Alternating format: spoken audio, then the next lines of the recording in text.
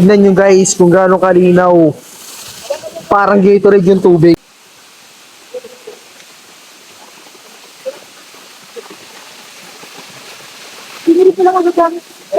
Kaya nga eh. Hindi flat dito eh.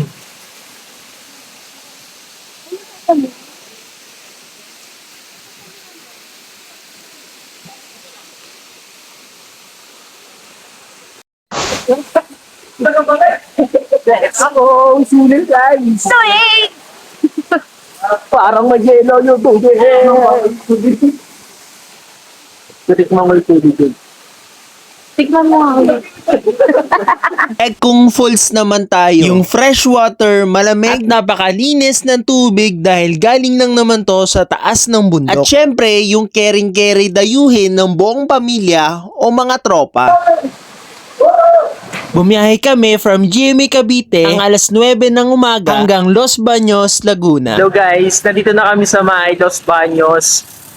Hindi na kami nakapag-vlog kanina kasi na-late kami ng gising. Mga 1 hour biyahe pa.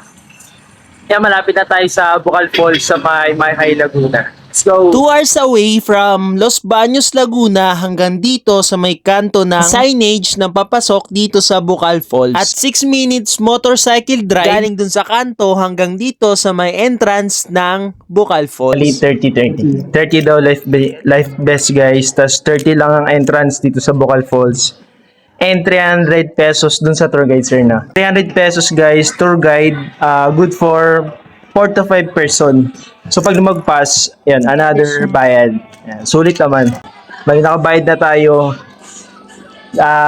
Pupunta na tayo sa entrance. At dito sa part na to guys, ay kasama na namin yung tour guide papunta dun sa entrance ng Bucal Falls. At dito guys, ramdam na namin yung lamig ng hangin, yung magandang view ng mga bundok at mga puno. Para ka lang nasa probinsya guys. At sobrang na-enjoy namin guys yung pagdadrive sa ganitong lugar na punong-puno ng puno, napakalamig ng hangin, tas ang ganda ng tanaw. So yan, inabot kami dito ng parang 5 minutes to 6 minutes guys papunta doon sa entrance. And finally, nandito na kami sa entrance ng Bucal Falls. And akala namin guys, pagpasok dito is malapit na yung falls. Pero hindi guys, dahil ito na yung challenging part kasi maglalakad kayo dito ng almost, sa video kasi guys is 10 to 12 minutes yung inaabot. Pero sobrang nag-enjoy din kami kasi halos yung eksena dito guys is para kang pumasok ng Encantadia. Itong falls na to is talaga namang hidden gem ng Laguna. Napakaraming iba't ibang puno, mga tanim nila nandito rin guys, at yung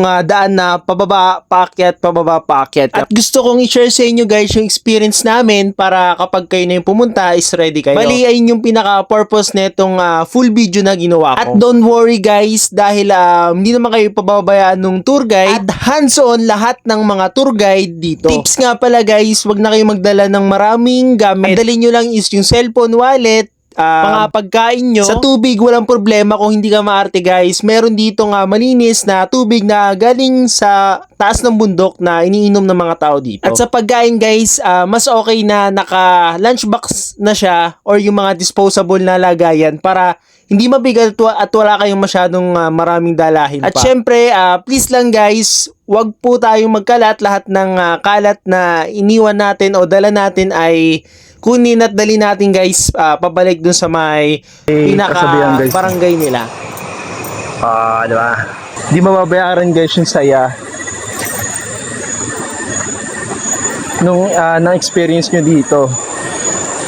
Diba? Kahit sa isang taon, gumala-gala naman kayo. Diba? Huwag yung puro tulog, puro inom.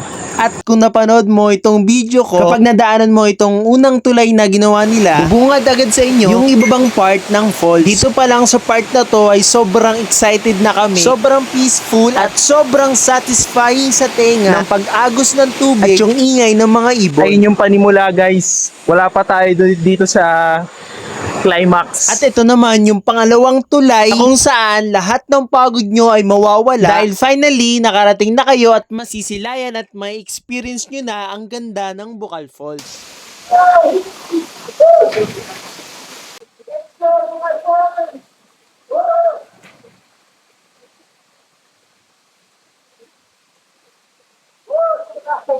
At mas okay guys na pumunta po kayo ng weekdays para mas ma-enjoy nyo at wala masyadong tao. At dito guys ay walang bayad yung cottage. Meron silang mga available na upuan at lamesa pero hindi ganon karamihan. Sobrang thankful kami kay Lord dahil binigyan niya kami ng isang mainit, safe at hindi matutumbasang experience dito sa may Bukal Falls. At dito naman tayo sa babang part ng falls na kung saan pwede maligo at magstay ang ating mga kids. Bye-bye guys, uwi na kami.